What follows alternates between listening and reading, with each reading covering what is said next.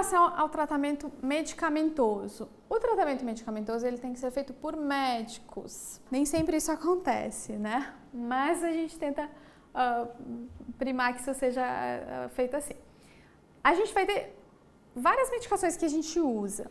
Então a gente tem os analgésicos comuns, a dipirona, o paracetamol, esses analgésicos que a gente vai usar no dia a dia que não precisa de prescrição médica, né? Que não exige receita médica para comprar. A gente tem os anti-inflamatórios, muitos anti-inflamatórios também, não precisam de receita, mas precisam de orientação, porque eles podem causar muitos problemas se usados de forma inadequada. Os relaxantes musculares, que são importantes para fazer esse relaxamento todo da musculatura, né?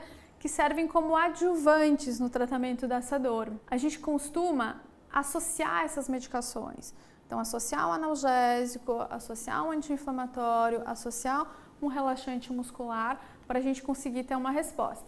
Se a gente usar só um tipo de medicação, a gente nem sempre tem essa resposta que a gente quer. E aí a gente vai ter aqueles momentos que a gente vai precisar usar uma medicação de resgate, que a dor está muito forte, que a gente vai ter que entrar com uma medicação extra. A gente tem algumas medicações aqui que é muito comum quando a gente prescreve, as pessoas se assustarem um pouquinho, que são os antidepressivos e os anticonvulsivantes. Se a gente for ler na bula essas medicações, a gente vai ver que os antidepressivos são medicações que a gente usa para depressão. Os anticonvulsivantes são medicações que se usa para quem tem epilepsia, crises convulsivas. Mas a gente usa eles como adjuvantes nos tratamentos da dor. Então, eu costumo falar, quando eu vou prescrever, orientar isso para justamente as pessoas não se assustarem um pouco. O que acontece? Essas medicações, elas agem no sistema nervoso central, que a gente tem um centro do sistema nervoso central, que é o centro da dor. E essas medicações vão agir nesse centro da dor e vão auxiliar esse tratamento. Eles vão ajudar em outras questões, ajudar a dormir melhor, ajudar a relaxar mais. Se a gente não tem uma boa noite de sono, a gente não consegue relaxar essa musculatura. Se essa musculatura não relaxa, a gente passa o dia inteiro nessa tensão. Então, uma noite de sono bem dormida também faz toda a diferença. Os anticonvulsivantes, eles têm uma característica muito interessante, que é a ação que eles têm no nervo. Como a gente viu lá atrás, naqueles slides, a hérnia, ou todos esses processos que fazem comprimir o nervo, eles irritam o nervo. Então, é como se a gente estivesse fazendo aquele curto-circuito nesse nervo. Quando a gente usa esse tipo de medicação, a gente está jogando ela direto nesse nervo. Por isso, quando a gente tem aquela dor do ciático, aquela dor que corre pela perna, que corre pelo braço, a mesma coisa que acontece para a perna do ciático, acontece no braço, né? Então, a gente usa esses anticonvulsivantes porque eles vão agir lá naquele nervo. Eles vão ajudar a diminuir o choque, o formigamento, a dormência, que são todos esses sintomas causados pela compressão do nervo. Então, por isso que é tão importante o uso dessas medicações. Tanto os anticonvulsivantes quanto os antidepressivos vão ter essa ação nesses sintomas, que são dos sintomas que mais incomodam, tá? Porque a dor, a gente às vezes acaba se habituando um pouquinho com ela, a gente muda a posição e a dor parece que dá uma aliviada. Agora o choque, o formigamento, aquela queimação, são coisas mais chatas. E aí essas medicações vêm muito bem. E a gente tem os analgésicos potentes, que são aqueles analgésicos que precisam de receita médica, que é o tramadol, a codeína, a morfina e assim por diante. A gente tem inúmeras medicações, a gente tem alguns degrauzinhos que a gente vai subindo conforme a dor.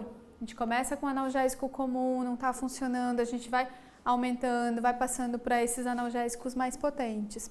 Mas aqui é importante a gente lembrar que a gente tem a associação desses remédios. Não adianta a gente usar só um analgésico potente. Por exemplo, acontece muito da pessoa chegar e dizer para mim assim, eu usei até morfina, mas usou só a morfina. E isso, a gente está com uma medicação extremamente potente, mas que está agindo só num ponto. E a gente precisa desses remédios aqui, o relaxante, o antidepressivo, o anticonvulsivante, que ataca vários pontos. Então, muitas vezes a morfina não resolve nada, mas aí a gente entra com essas outras medicações que são mais fracas para a dor e que resolvem e a gente consegue ter um alívio. Então, essa associação é extremamente importante. Mas isso é uma coisa que tem que ter muita orientação. Não é uma coisa que a gente pode usar sem saber o que está usando, porque essas medicações têm interações. Então, é importante essa orientação do horário que vai tomar, se pode tomar junto um remédio com o outro, tá? Então, por isso que essa avaliação médica, essa orientação médica nesse aspecto aqui é extremamente importante. A gente tem outros procedimentos que a gente faz, que são as infiltrações e os tratamentos cirúrgicos. Mais de 90% das pessoas não precisam de nenhum desses procedimentos. Então, mais de 90% das pessoas a gente consegue tratar a dor com as medicações e com a parte da reabilitação, que é a fisioterapia, a acupuntura, o exercício físico. 3% das pessoas podem necessitar de cirurgia. Então, se a gente pensar, a cada 100 pessoas, 3 pessoas vão precisar de cirurgia. É um número muito pequeno, tá? A infiltração, a gente acaba indicando já em muito mais pessoas. Então, dentro desses 10% aí que eu falei que nem sempre melhoram, aí a gente pode entrar com a infiltração. Só que tem indicações bem restritas para essas coisas. Não adianta a gente fazer uma infiltração em qualquer tipo de problema, porque a gente não vai ter uma melhora. Então, quando que a gente vai pensar nisso, nesses procedimentos? Quando a gente fez um monte de tratamento e nada resolveu. Aí a gente vai pensar nisso e aí a gente vai avaliar o problema. Tem um sinal de compressão, o disco está pegando lá no nervinho, vamos ver se a infiltração vai ajudar? Se a gente tem uma questão bem pontual, a gente vê no exame aquela imagem que eu mostrei da hérnia apertando o nervinho, então é uma boa indicação para fazer uma infiltração. Então a gente tenta a infiltração. Melhorou bem com a infiltração? Ótimo. Fez a infiltração, melhorou por um curto período, fez de novo a infiltração.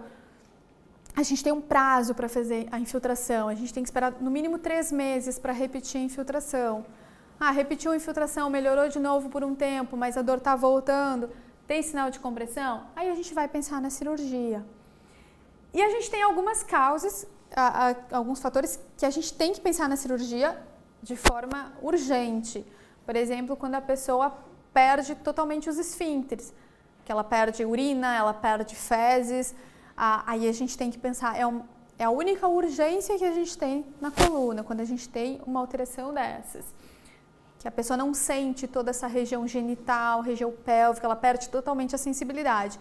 Mas isso são situações extremamente raras, entra nesses 3% aí que eu falei.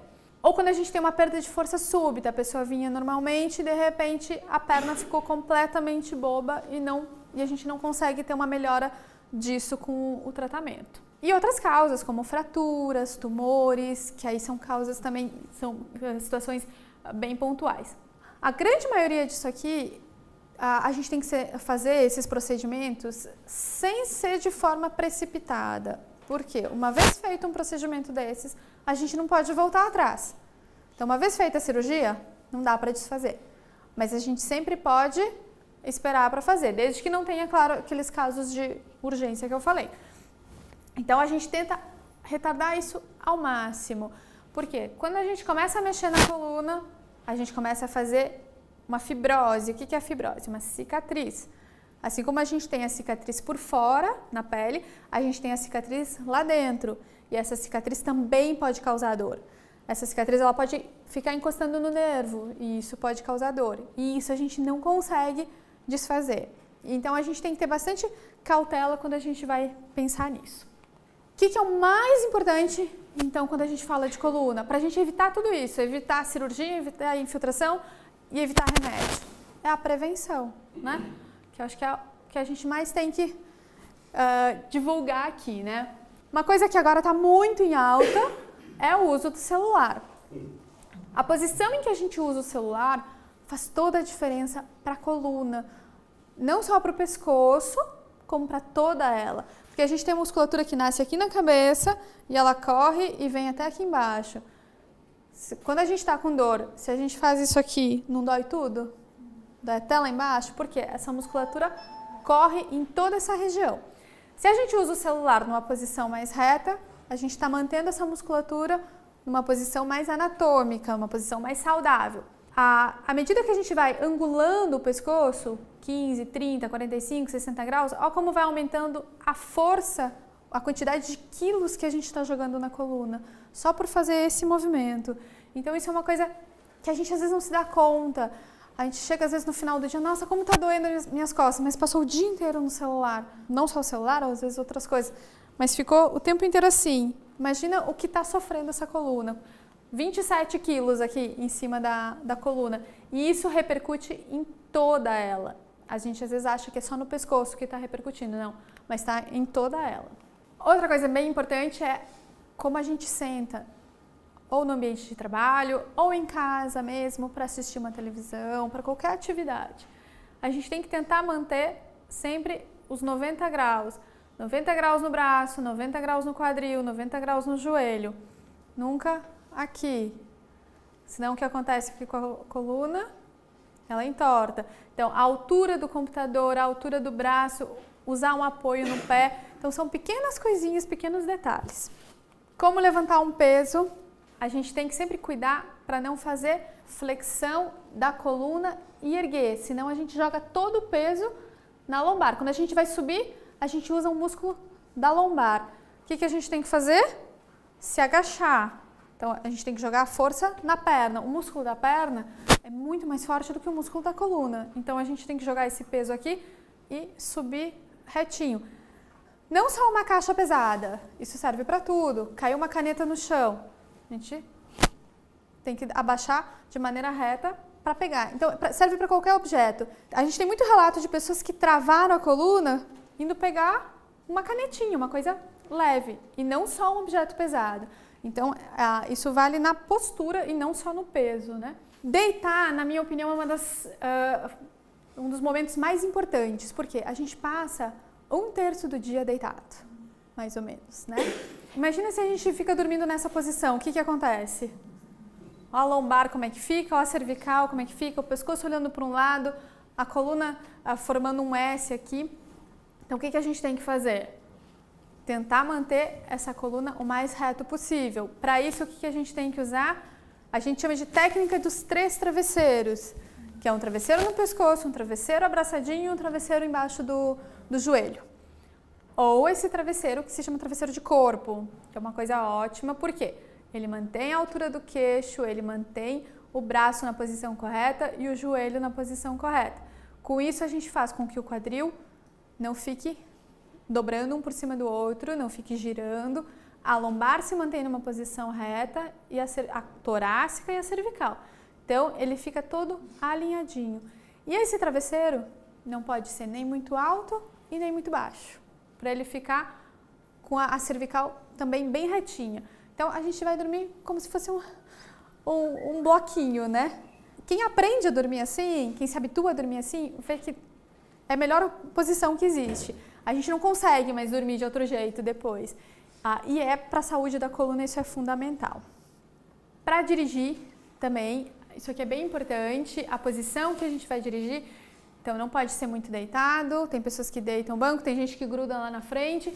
Então, a gente tem aqui o encosto, que é importante tentar manter essa inclinação mais ou menos 100, 110 graus. Então, ele tem que ser um pouquinho reclinado. A posição aqui da perna, do quadril, né, 90 graus. Essa almofadinha embaixo do assento também ajuda muito para dar uma relaxada, né, para dar uma soltada e ajudar a subir um pouquinho também a posição da perna, tá? Além disso aqui tudo, né, dessas posturas aqui, todas que a gente consegue ver bem no desenho, a gente tem que lembrar o tempo que a gente fica dentro do carro, porque a gente fica numa posição bem restrita, pisando na embreagem, pisando no acelerador. Então, a gente tem que evitar ficar muito tempo dentro do carro. O que eu costumo recomendar? Que não passe de 1 hora dentro do carro. Deu 1 hora, principalmente quem trabalha com carro, né? Deu 1 hora, para o carro, desce um pouquinho, dá uma esticada, fica de pé um pouco, volta, continua dirigindo, tá? Isso também, não adianta estar na posição perfeita. Se não levantar um pouquinho, também não ajuda. E o que é importante? A gente se manter ativo, né? Isso é a principal coisa. a coluna, o corpo da gente foi feito para estar em movimento e não para ficar parado. Então, assim, quanto mais parado a gente fica, mais a musculatura enrijece. Quem fica sentado o dia inteiro, o que acontece? O músculo atrofia. Se a gente não tem músculo forte, a gente não se sustenta em pé, tá? Então, manter-se ativo é fundamental. Alimentação, hidratação, o disco ele tem líquido. Se a gente não toma líquido, a gente perde líquido de todo o corpo e também do disco.